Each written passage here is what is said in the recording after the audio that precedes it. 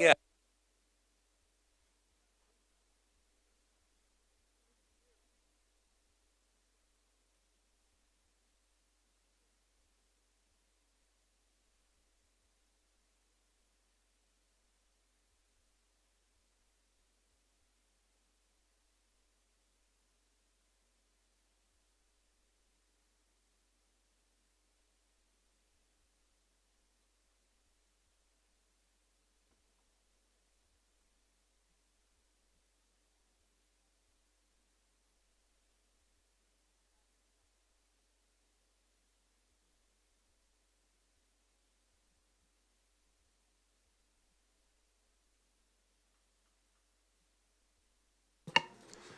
Good afternoon, everyone.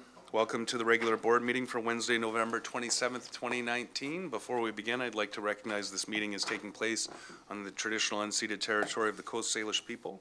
And with that, we will get underway. First item on our agenda today is, I believe, the approval of the agenda. Are there any changes to the agenda? As presented.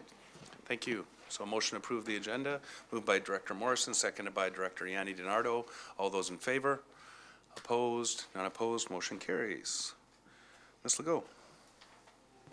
Thank you, Mr. Chair. Item M1, regular board meeting minutes of November 13th, 2019 for adoption. Thank you. I have a motion to approve the minutes. Director Morrison, seconded by Director Haim. All those in favor? Opposed? None opposed? Motion carries.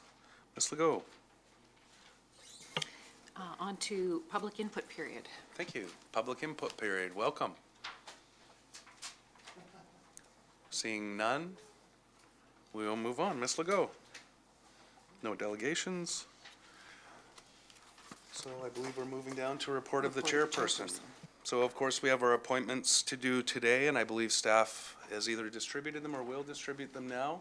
There is a couple of minor edits, so I'll just mention them as we go through, just under the terms of reference.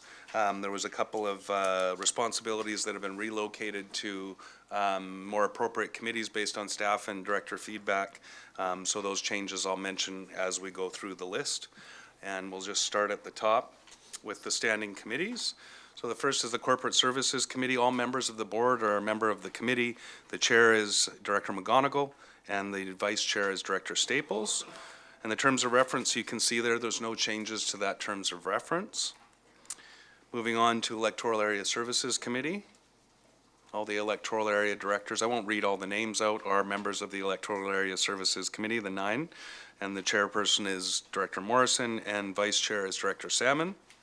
And just a note, under the terms of reference, fire protection will be moved to community services, and that's to bring in a broader alignment with Mr. Elzinga's responsibilities so that we're able to cover all of those services on a single agenda. And you'll see other minor changes as we move forward. Moving to Regional Services Committee, Chair Director Yanni DiNardo, Vice Chair Director Sebring, and all members of the board are members of the Regional Services Committee. And you'll notice under under the terms of reference, 911 Public Safety is also being moved to Community Services. Moving to Community Services, all members of the board are on the Community Services Committee with Director Acton as chairperson and Director Marsh as vice chair. And under that, you'll see that the other two that I mentioned before, which is 911 Public Safety and Fire Protection, will be moved to the Community Services Committee as per the notes previously. Moving on to other appointments. AVICC Solid Waste Committee, Director Yanni DiNardo. Our Cowichan Community Health Network, Director Marsh, Smith, and Toporowski. Cowichan Watershed Board, Director Yanni DiNardo, Nicholson, and Stone. Island Coastal Economic Trust, Director Morrison. Island Corridor Foundation Member Representative, Director Salmon.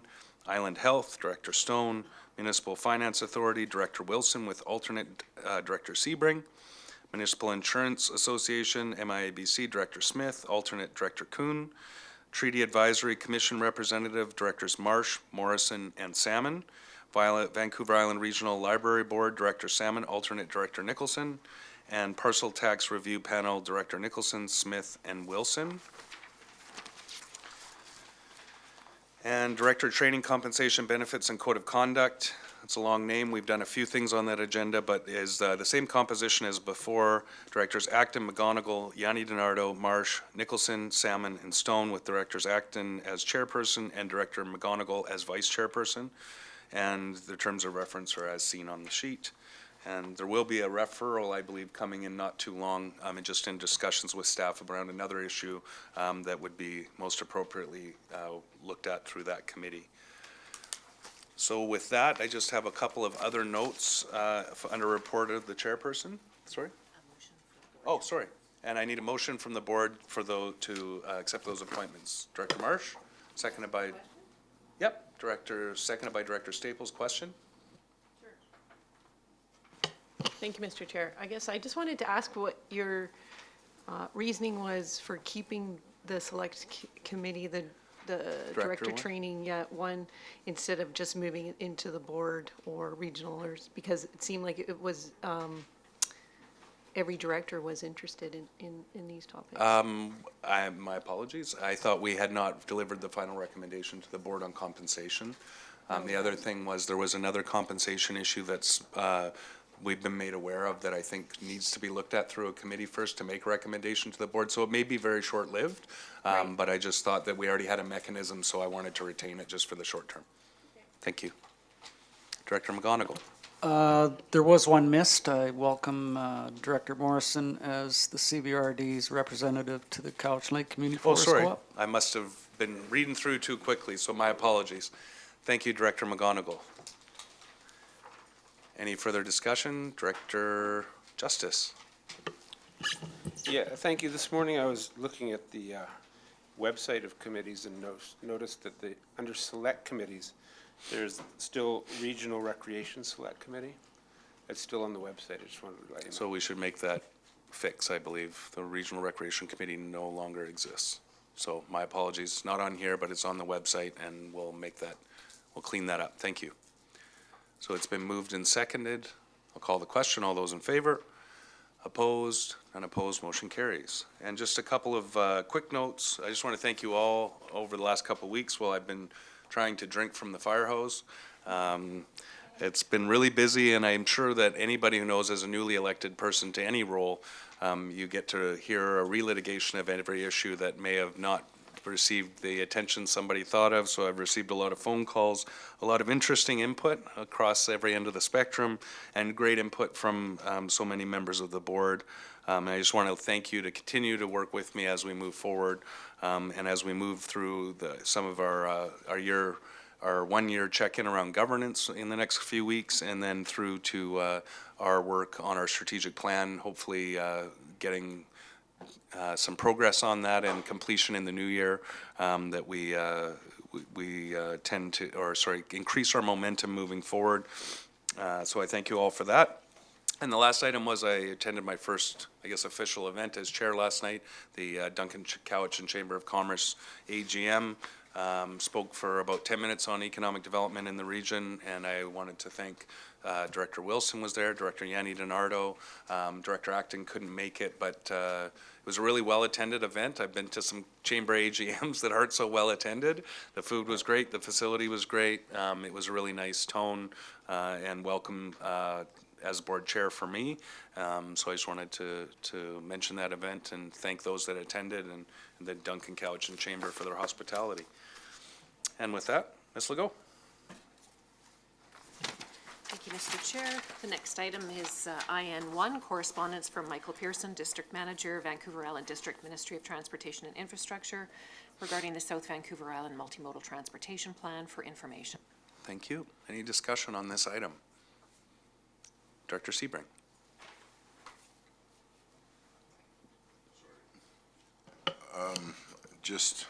I want to just leave it top of mind, and I see we have an appointment to the Island Corridor Foundation. I don't see mention of rail in the correspondence. I'm told by Larry Stevenson that there is going to be a component identified in that report. I just want to make sure it doesn't fall through the cracks and that we continue to advocate for that as we continue to hold money for it. So Yes. I just want to leave it there. Thank you. Any other feedback or input? Director Nicholson. had a question. Just let me, there was a meeting on October, first of all, there's an advisory group, technical advisory group meeting on October 29th, and I just wondered what happened at that workshop and what was the message that the CVRD delivered to the ministry, or, where are we at with that? I would probably have to go to Mr. Carruthers. I don't know if we have the appropriate staff here. I believe our staff have been engaging with them, but that would be Mr. Wakeham or Mr. Farquhar. So I'm just not aware of this technical advisory committee, and I was wondering about what it was about. Mr. Carruthers. My apologies, I'm going to get Director Nicholson to repeat her question in the context of the question. I'm just wondering about the technical advisory group and what exactly, who they are and what the purpose of that is.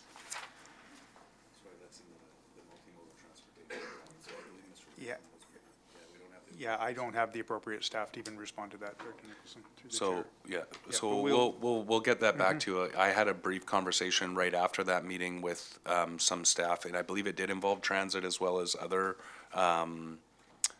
maybe Mr. Farquhar. I'm not aware of that, but I'll see if I can get an answer for you. Thank you. Seeing no more questions, Ms. Legault, we'll move on.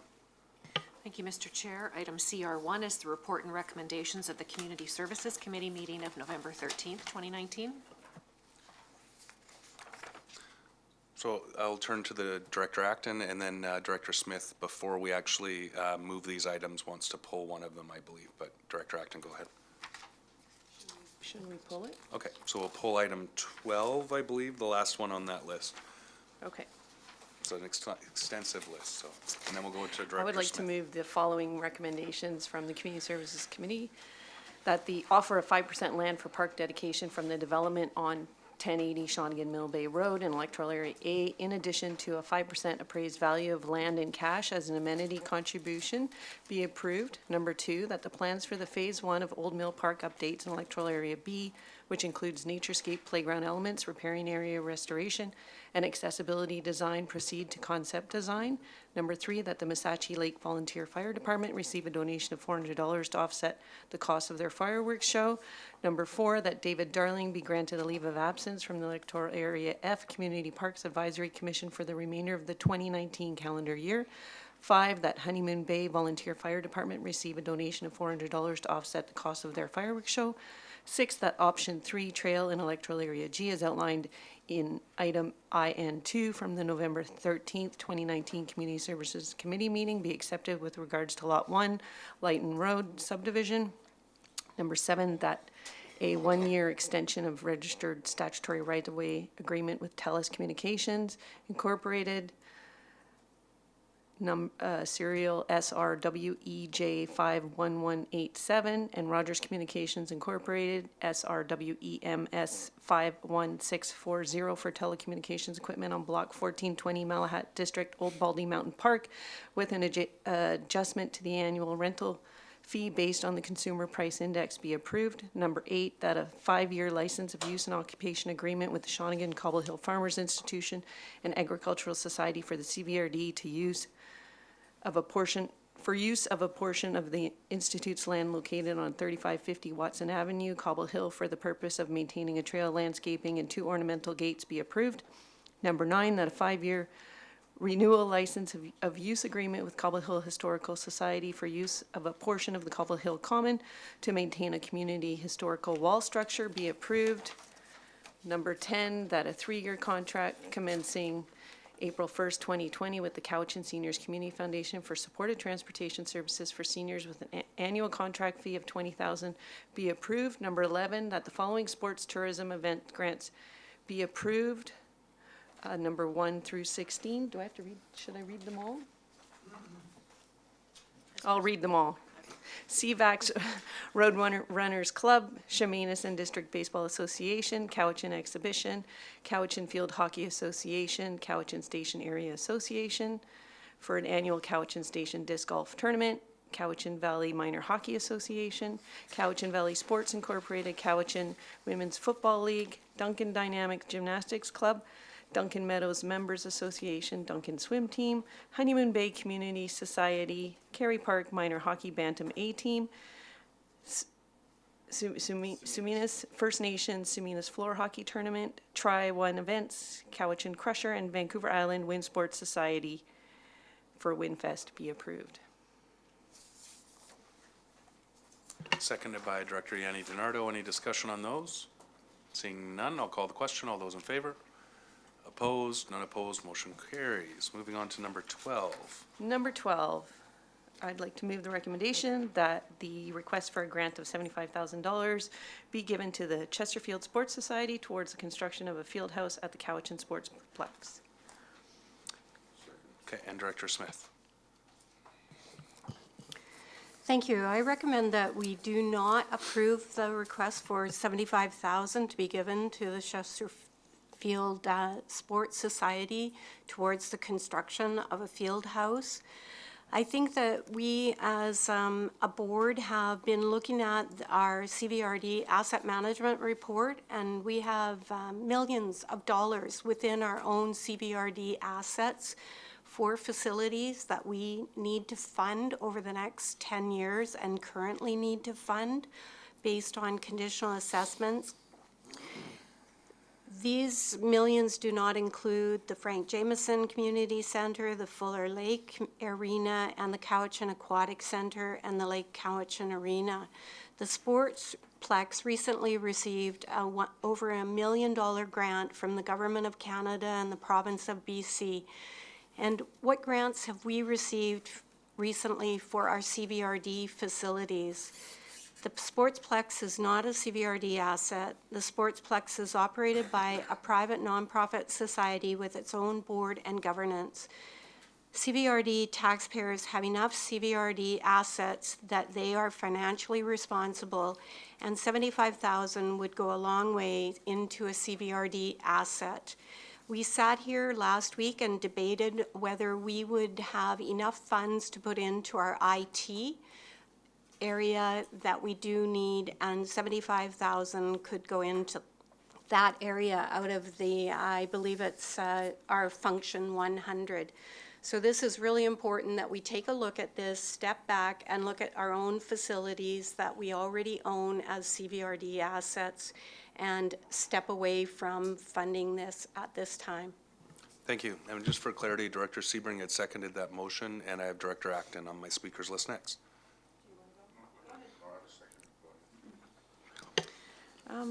I think Director Smith brings up some interesting points, and I thought it was my recollection as well that we did a recreation survey, and communities were pretty clear that they didn't want to expand facilities and they didn't want to build new facilities. So it does sound like that is something that this would be doing. And my understanding too was a real big push for outdoor recreation in the form of trails was the community's Thank you. biggest focus. Okay, I've got Director Wilson, then Sebring, then Yanni DiNardo. Thank you, Mr. Chair. Yeah, I agree with Director Smith as well. This is, I think in this particular case, it's a lot of money that could be used more usefully elsewhere within our region. I note in the newspaper this morning that Duncan has, is not going to be putting any money towards it because they already put a fair amount towards the running of that place as is. So I would support Director Smith in this one, that we don't go ahead with this grant. Appreciate that. And just for clarity, the motion has been moved and seconded, so at this point it would be that you're speaking against the motion that's on the floor. Yeah, just for clarity. And I added Director Staples to the speakers list. I have next Director Sebring, then Yanni DiNardo, then Staples. Thank you, Mr. Chair. First of all, this is not new. This is replacement. The facility that is there now is in an ATCO trailer. It's moldy. It's a mess. They can't use the offices that are there. This is new in the sense of, yeah, it's a new building, but they're trying to replace some infrastructure there that was designed to be temporary right from the get-go. So to say that we're building something new, while technically it's a new building, it's not new infrastructure. This is just to finally formalize what's been there for a long time and make it work. I would also caution directors against thinking too rigidly on this one. You know, remember, and I think I brought it up at the committee meeting when it came up before, this facility is designed to be expandable to include the dryland training facility for Rowing Canada should they decide to put it there. There's several options on the property in terms of where they want to put it, but there's some economies of scale there. To say, well, they've got $1 million in senior government money, so they don't need this. That whole budget and that whole package was put together predicated on not just senior government money, but also participation by the municipalities and the regional government. And I think if we talk to Mr. Elzinga, in terms of the usage survey that we did last year, there's substantial regional usage of that facility, both by our residents and it's interesting that I find this entry under the sports tourism piece. It's the flagship regional facility for a lot of track and field and outdoor things like field hockey and things like that. It was certainly one of the flagship facilities that was used in the BC Summer Games last year. And that had huge support of this board. And I think if we're going to be consistent, we need to be able to look at that as well. So I'll leave it there. But I'm definitely speaking against the motion. You're in favor of the motion? In favor of the motion, against the Director Smith's objections. Appreciate it. And I want to say this feels very deja vu, that we're relitigating it again. So that's always the opportunity of the board. So I'll go through the speakers list, which now includes Director Yanni DiNardo, Staples, Marsh, and Nicholson. Director Yanni DiNardo. Thank you, Mr. Chair. I'm sorry that I had to leave during the discussion on this one. I had a doctor's appointment the last time we talked about this, so it's new to me, but not so new to me. But I have a question to staff. If there's participation in regional government, which areas, there was an AAP, I believe, and which areas currently already pay into the sportsplex? The 2014 election, Mr. Elzinga. I think it was a referendum, actually. Referendum, Yeah. thanks. I just was, Yeah. which ones currently pay in? To my understanding, Mr. Chair, through the director, that Area A, Mill Bay Malahat, Area C, Cobble Hill, Area D, Cowichan Bay, and Area E, Cowichan Station, Satlam, Glenora are the 4 contributing areas, as well as North Cowichan and Duncan. Thank you. So our areas are contributing to the sportsplex already. Thank you. Thank you. Director Staples, then Marsh and Nicholson. So, yeah, I just wanted to just speak to a couple of things here. So one is that I haven't read the article in the newspaper yet, but just be careful how we interpret things that we read. So the city was talking at our last meeting when this was passed about ways that we could look at doing something over the next 2 years. So that's not to negate that the city is not supportive of this. It's just we're trying to find other ways to be supportive. So I just wanted to clarify that. And the city does already make a contribution in a number of other ways that I won't get into right now. And so that was part of our ongoing discussion. The thing about the sportsplex that I just want everyone to just consider is the amount that it brings into all of our communities. So when we have events that are centered around that sportsplex, whenever we decide that we want to do something like support seniors games, for instance, or support the BC Games, all that falls onto all of our recreational facilities, including the sportsplex, and usually the sportsplex sort of being the hub of all of it for the region. And so, and not to mention the use that it gets for regional activities with schools, with associations, with all the different sports teams. It is a hub for all of our communities. So this is, to me, a very important investment in our community for attracting those future events, as well as other Rowing Canada, Director Sebring mentioned.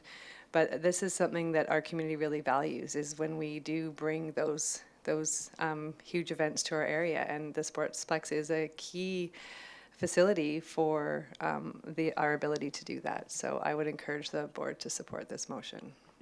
Thank you. I have Director Marsh and then Nicholson to close. Thank you, through you, Mr. Chair, to Mr. Elzinga, if I may. Is he here? Yeah. Mr. Elzinga, do you off the top of your head know? Oh, the test? It's a test. This is only a test. Mine's only a test too, so can I continue? Do you know the numbers of the usage throughout from the regional recreation study? Do you offhand know?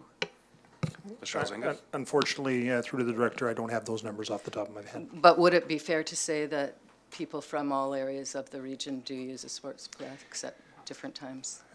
I can say there's participation from all areas. I can also say that the board has included the Sportsplex as one of the 9 regionally significant facilities when we started talking about regional recreation. Right. Thank you. So, thank you, Mr. Elzinga. So, I'll try not to repeat anything that Director Staples said, but I think that this is a great facility for our region, and we have saved a lot of dollars by having it run by a nonprofit. We're not paying wages and benefits like we would if it was taken over by North Cowichan or CVRD, or whatever. And I think it certainly has attracted a lot of economic development because of the different events that are held there, big and small. Many people go there because they feel safe to get their exercise there because it's lit at night.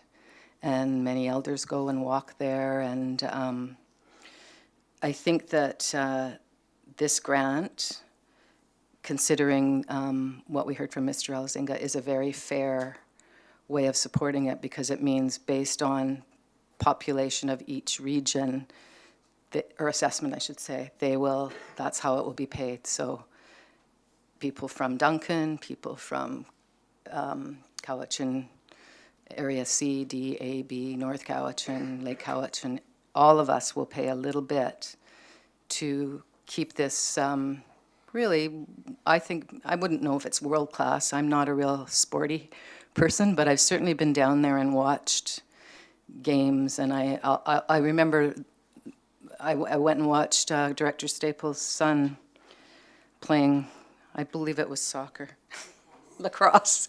That tells you how sporty I am. But what I saw on Mac's face was just the joy of being a part of team sports. And since becoming elected, I've really learned that I'm an anomaly, and there's quite a vast, maybe majority of people that really get juiced up by doing this, and I think that's a positive thing. And, you know, our youth are struggling with depression and anxiety like we've never seen before, and I'll end with what I've shared before about Iceland and how they addressed the challenges before all this global heating and all the environmental degradation. They wanted to address their youth that were in the double digits, like most of our countries, for substance abuse. And they did it by providing free access to not just sports, but music, to anything that kid was interested in. And I think they have a substance use rate, I know it's a single digit, it's something like 6 or 7% of youth ever bother with a substance. So I'm a sports conversion fan, although I'm not a player, and I think that we ought to be proud to be able to say that every one of our taxpayers got to contribute to this new field house. Thank you. Director Nicholson. I think that this is an important investment for all the points that Director Marsh raised. Thank you, Director Smith, and then Director Salmon to close. So my point was that we have multiple facilities that are under the CVRD as assets that have funding requirements under the conditional assessments that have been done. And the $75,000 should be going into one of the CVRD assets that is requiring funds even into our IT system. This is a nonprofit society, it's a private group, they have their own board and governance, and I really feel that the funds need to be going into our own CBRD assets. Thank you. Thank you. Director Salmon to close. Thank you. Just to clarify on the funding then, So, and just to clarify, we don't need to restate opinions that have already been stated, but anybody is welcome to. I'm always going to give the board the opportunity to do that, but Director Salmon. Just to clarify, so I'm just a little bit concerned about paying twice, so A, C, D, and E pay already, and this 75,000 would be, we would all pay into it. Am I Yes. correct? As, it comes from general government, so it's based on assessment, so like, for example, Ladysmith and Shawnigan, slightly higher assessment value would pay almost the same into this $75,000 grant. Whereas we don't, I don't believe Area B pays into it as a function, so, but the areas that do pay into it as a function would be providing this funding on top of the funding they already provide as per the service. Out of general government. Yes. And Director Sebring and then Marsh. Well, just a little further clarification on that. I mean, North Cowichan's already agreed to fund, plus whatever we do at this table, if this motion passes, we're 30% of that too, so we're paying twice. And we don't mind, I'm just saying. I have a feeling nobody's moving on their vote here, but we'll continue to discuss it. Director Marsh. I'm just wondering if finance, if you would have an idea per average home across the region, how much this $75,000 would cost each? You wouldn't? Yeah, okay. I remember, anyway, I think it's less than pennies. Thank you. And I'll call the question. All those in favor, and this is to approve it. All those opposed? Directors 1, 2, 3, 4, 5. So the motion passes. Directors Haim, Yanni DiNardo, need your hands up if you're opposed. Salmon, Wilson, McGonigal, and Smith opposed. And it is a weighted vote as well, so just to be clear, if North Cowichan voted for it, it passes. I'm not sure that's totally accurate, but I think it is 26 of 48 or something. Anyway, sorry, not to make light of a serious decision, but moving on, Ms. Legault. Thank you, Mr. Chair. The next item is CR2, Report and Recommendations of the Electoral Area Services Committee meeting of November 20th, 2019. Director Yanni DiNardo. Thank you, Mr. Chair. I'm the Electoral Area Services Report of November 21st. It's 1 through 7. Your electoral, 1, grant and aid Electoral Area B, Shawnigan Lake, in the amount of $1,000 be provided to the Malahat Legion Branch 134, Shawnigan Lake, to support the new community sign. Point of order, Mr. Chair. I think we missed something on the bottom of electoral area services from November 20th. There were some electoral area director-only votes. Sorry, we're on that right now, are we not? I'm in the wrong spot. This is our CR2. I'll shut up then. Yeah, Oh, we're here we go. starting there. Okay. We haven't got there yet, but we're well on it now. So Director I'm Yanni going- DiNardo. I'm okay to Yeah. move to 2. Yeah. The grant and aid Electoral Area C, Cobble Hill, in the amount of $500 be provided to the Victoria Foundation Garden House Foundation Fund to assist the cost of advertising the Garden House Foundation Fund annual book sale. 3, the grant and aid Electoral Area E, Cowichan Station, Satlam, Glenora, in the amount of $3,500 be provided to the Cowichan Community Policing to assist with program funding. 4, that a grant and aid Electoral Area G, Saltaire, Gulf Islands, in the amount of $2,700 be provided to the Thetis Island Ratepayers Association to support the community trails, educational kiosk, and durable metal signage, and the Thetis Island Forbes Community Hall audio equipment to assist the hard of hearing in the new community hall. 5, a grant and aid Electoral Area E, Cowichan Station, Satlam, Glenora, in the amount of $150 be provided to the Satlam Volunteer Firefighters Association to assist with the cost associated with a public CPR course for up to 40 people. 6, that a grant and aid Electoral Area F, Cowichan Lake South, Scotts Falls, in the amount of $150 be provided to the Satlam Volunteer Fighters Association to assist with the costs of the associated with the CPR course for up to 40 people. Number 7, that the Capital Regional District be informed that the Cowichan Valley Regional District's interests are unaffected by Capital Regional District bylaw number 4328. So Moving those. moved by Director Yanni DiNardo, seconded by Director Nicholson. Any discussion on those? Seeing none, all those in favor? Opposed? None opposed, motion carries. Director Yanni Thank you, DiNardo. Mr. Chair. Electoral area directors only vote on the following items 8 and 9.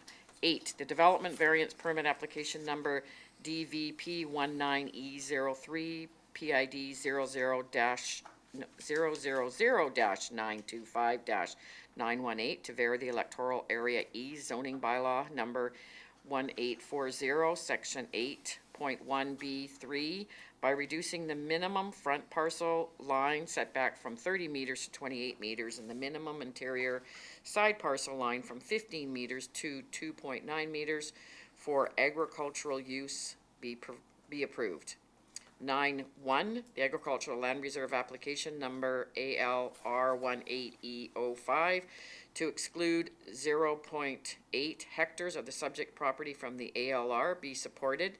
2, that the agricultural land reserve application ALR 18E05 be referred to the Agricultural Land Commission with recommendations to approve the exclusion application, and 1, that in the event of the exclusion, it's not granted the ALC approved non-adhering use permit, I-5 zone use on 0.8 hectare portion, that is the subject of the exclusion application to enable the expansion of the Island Tractor and Supplies Limited Business. And 2, that the subdivision consolidation of the subject properties with the parcel to the north be approved. Thank you. That's been moved by Director Yanni DiNardo, seconded by Director Morrison. This is electoral area directors only. Any discussion? Seeing none, all those in favor? Opposed? None opposed, motion carries. That's my report, Mr. Chair. Thank you very much. Moving on, Ms. Legault. Thank you, Mr. Chair. No director's reports. On to staff reports. Item SR1 is a staff report from the Finance Division regarding CWF 3.0 Asset Management Infrastructure Project Management. And the recommendation is that the Asset Management Infrastructure Investment Project List approved on October 23rd, 2019 be amended to replace Project 7 Saltaire Water System PRV station replacements with Stocking Lake shutoff valve replacement. Director Smith. I recommend that we do not support this recommendation. I have further recommendations to make. So, just for clarity, it seemed like you got a bit of a volume there. Have you had any discussions with staff about this, or would you like to ask a question of staff before you make an alternative recommendation? Question? Do we have any engineering staff in here? Do we have anyone from asset management? No, we don't. So do we either refer or look to you for direction? So, Mr. Chair, if I could get clarity on the question, I go can ahead. make sure Yeah. we have the appropriate staff here. Okay, so my question is when the asset management infrastructure investment, it was a complete $3 million was assigned to projects. And this is clearly, when you see this project, we have an emergency situation. And instead of swapping in and out as we move through the next 5 years, I would recommend that we put aside out of that $3 million, say $500,000, so that when we do have an emergency situation in the next 5 years or as we move along, that we have a reserve fund that can be used for that. So that's what I'm sort of looking for at this moment, to think that instead of this being approved through swapping in and out, that we should be looking at a reserve fund of that 3 million over 5 years to enable an emergency to occur and us be able to address it without having to swap things in and out. So I just need to be clear here, and this is through to staff. This allocation of funds has already been approved by the board. Is this correct? So this is a changing an already approved allocation by the board. So right now, you have a situation, because we share this situation, we just went through this at our previous council meeting with the Stocking Lake shut-off valve. Considering, like, the policy thing you're introducing is actually, has merit. It's a great discussion to have. But as the board has already allocated these funds for, that's done, we need to deal with this emergency situation with the Stocking Lake valve shut-off. So are you against, right now, the funds are allocated, so we do have to make a board resolution to swap some projects to fix this emergency situation. So are you saying you don't want us to approve that right now? Or is this in addition to approving this and then looking at future policy?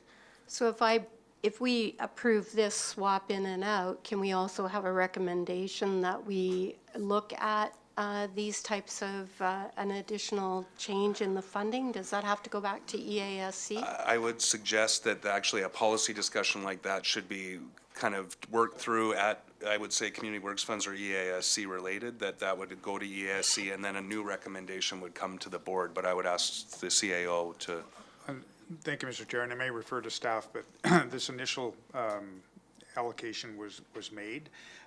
Staff have also been asked to come back with further reports to the board with respect to allocation of Community Works funds, and that would be the time to have that conversation in terms of future policy direction. So can I suggest that we deal with this emergency situation we're dealing with, and then would it be appropriate if Director Smith wanted to make a referral motion to refer that subject to those discussions, that would be in order, or?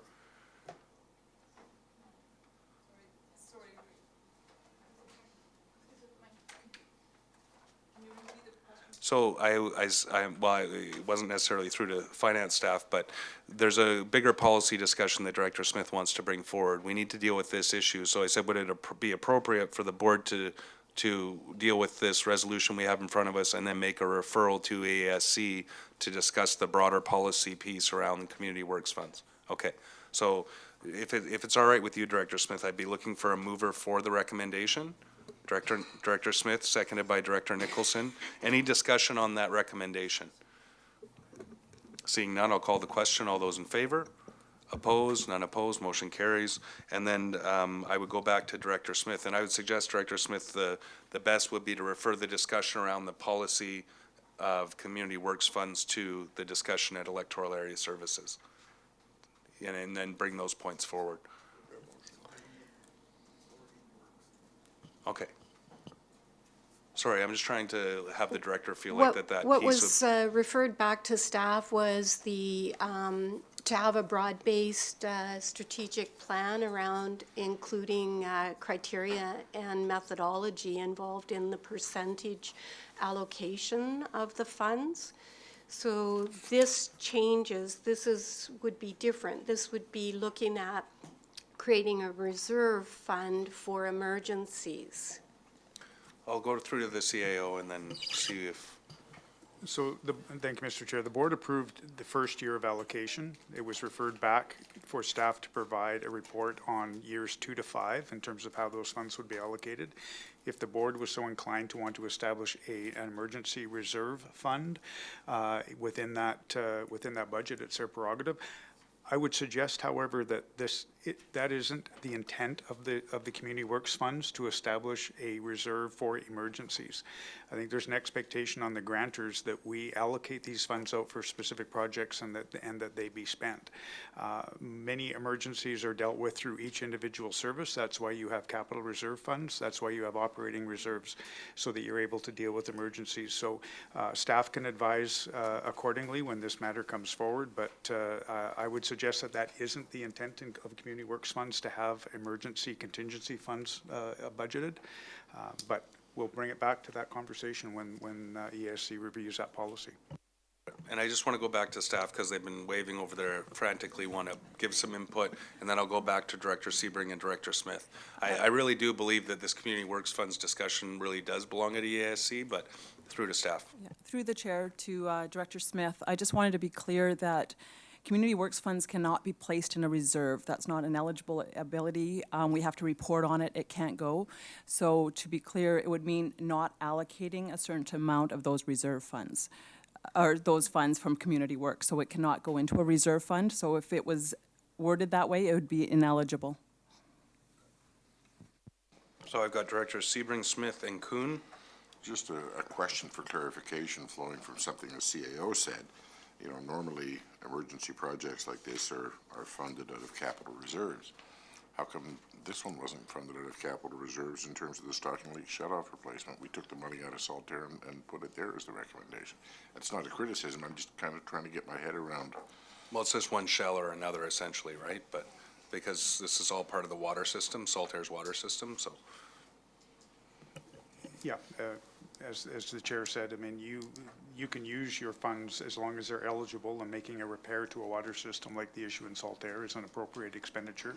I think the point being made is that it has to be allocated for a project, not set aside for a reserve. So But were there reserves there to deal with an emergency like this, or are the reserves that badly depleted? can't speak to that issue. Finance would have to. The decision was made recommended by the director that her community works funds be allocated to this particular project, so. Okay. So I'll go to Director Smith and then Director Kuhn, but I think we've kind of dealt with this issue, but there is the broader issue around infrastructure reserves, but I think that is a committee discussion, but through to Director Smith. Do you want to have Director Kuhn go prior to me? Sure, Director Kuhn. Yeah, I wish that if one of the directors has questions or a different idea about how to deal with something, they would discuss it with staff first. It eliminates an awful lot of waste of time like we had now, and it gives clarity right away. Thank you. Thank you. Director Smith. As we can't have a reserve in that Community Works Fund, it wouldn't be appropriate to send it back to EASC, right? No, but I think there's a bigger discussion there, and I think staff have heard us have this discussion around reserves around infrastructure and establishing them. I can only say from a municipal perspective, I don't know what other municipalities do, but we set aside 5% of our complete taxation budget every year into an infrastructure capital reserve, just to build up for when these big projects come down. So, and again, that would be a discussion with the electoral area directors to work on that. But thank you all for the discussion. I think we can move on to the next item, Ms. Legault.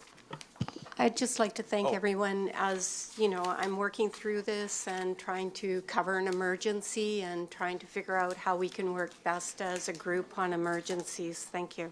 Yes, absolutely. Thank you. Ms. Legault. Okay, thank you. Yep. Thank you, Mr. Chair. Item SR2 is a staff report from the Inspection and Enforcement Division regarding a retaining wall at 862 Hayden Place. The recommendation is as follows. Item 1, that the board declare that the concrete block retaining wall along the east property line of the property at 862 Hayden Place, Mill Bay, BC, the wall, is in an unsafe condition. 2, that due to the unsafe condition and pursuant to Section 73 of the Community Charter, the board order the registered owner of 862 Hayden Place, Green Initiatives Development Limited, formerly 1003896 BC Limited, the owner, to carry out the following. 1, within 30 days after service of the board's order, the owner must take all necessary steps as determined by a registered professional engineer with experience in structural engineering, the owner's engineer, to make the wall safe so that it is not at risk of collapsing, and must provide the CVRD's chief building inspector with a letter from the owner's engineer confirming that the wall has been made safe. 2, within 4 months after the board's order, the owner must complete the following. A, submit plans for the reconstruction of the wall prepared and certified by the owner's engineer to the CVRD's chief building inspector, together with a building permit application that complies with all CVRD zoning and building bylaws, together with the applicable building permit fees. B, if the reconstructed wall will exceed the maximum height permitted under Section 5.22 of the South Cowichan zoning bylaw number 3520, submit an application for a development variance permit to the CVRD to allow construction of overheight retaining wall. C, upon issuance of a building permit and any other permits that may be required, undertake and complete all work necessary to reconstruct the wall so that it is in a safe and structurally sound condition under the supervision of the owner's engineer and to the satisfaction of the chief building inspector. That the Cowichan Valley Regional District and its employees, agents, and contractors are hereby authorized in default of such remedial measures being completed by the owner by the date specified to carry out or have such work carried out and the expense charged to the owner. If unpaid on December 31st in the year in which the work is done, the expense shall be added to and form part of the taxes to be paid on the real property as taxes in arrears or be collected as debt. Thank you, Ms. Legault. If the owner is available or wishes to, they can take to the podium and speak to this item.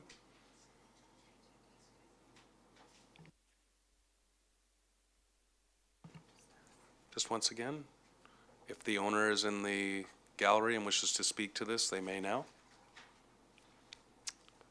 And seeing none, I'll go to Director Salmon. I have a question, but should I move it first, or? I think we should get it on the floor first. Moved by Director Salmon, seconded by Director Smith. Director Salmon. Just to clarify for staff, so it looks like we're doing a two-phase. First, we're gonna have it made safe, or have an engineer say that it's safe. And then secondly, we will reconstruct the whole thing, even though we've said it's safe. Is that? Thank you. Through to staff. Thank you. Through you, Mr. Chair.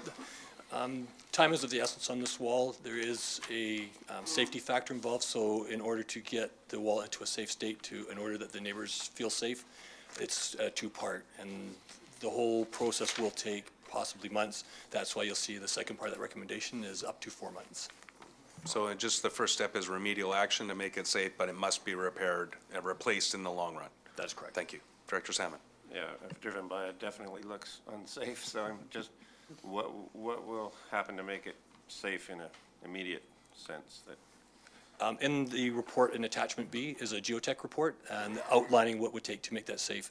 We would be relying on engineers to, and not our own opinions, to bring this wall into a safe state. Thank you. Any further discussion? Seeing none, all those in favor? Opposed? None opposed. Motion carries. Ms. Legault.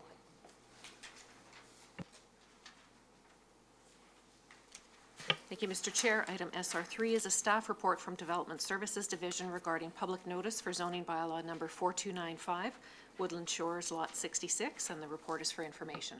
Thank you. That's for information. Is there any discussion or questions on that item? Seeing none, we'll move on. No public hearings. I think we're on to bylaws. Ms. Legault. Thank you, Mr. Chair. Item B1, CVRD bylaw number 4298, Bald Mountain Water System Service Amendment Bylaw is a boundary extension 2019 for first, second, and third readings. Thank you. Moved by Director Kuhn, seconded by Director Morrison. Any discussion? Seeing none, all those in favor? Opposed? None opposed. Motion carries. Ms. Legault. Bylaws for electoral area directors, item BEA1, CVRD bylaw number 4295, zoning amendment bylaw Woodland Shores Lot 66, 2019 for third reading. Moved by Director Kuhn, seconded by Director Morrison. All those in favor? Opposed? Director Nicholson opposed. Motion carries. Ms. Legault. CVRD bylaw number 4295, zoning amendment bylaw Woodland Shores Lot 66, 2019 for adoption.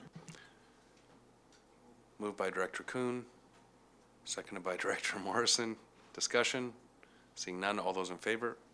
Opposed? Director Nicholson opposed. Motion carries. Moving on.